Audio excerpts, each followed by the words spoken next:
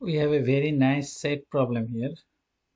The information given is set U is the total number of students, which is 98.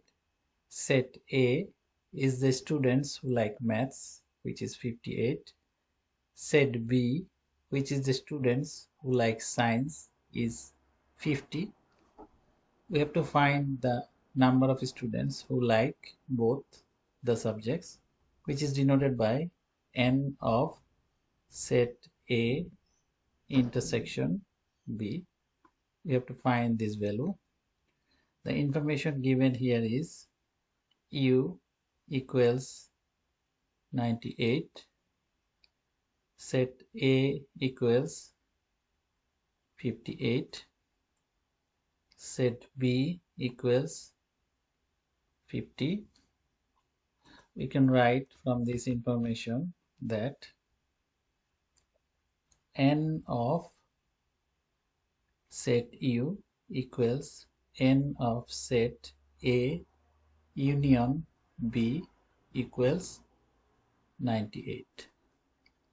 Then we can write n of set A equals 58 and n of set B equals 50. These informations are given. We know from the set rules that n of A union B equals n of A plus n of B minus n of A intersection B. Then we can put the value here. The value of n A union B is 98.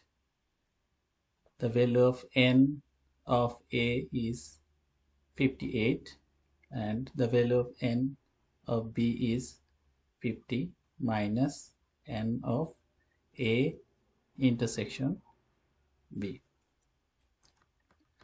Then we can write 98 equals 58 plus 50 is 108 minus n of A intersection B. We can take n of A intersection B in the other side, so we can write n of A intersection B equals 108 minus 98.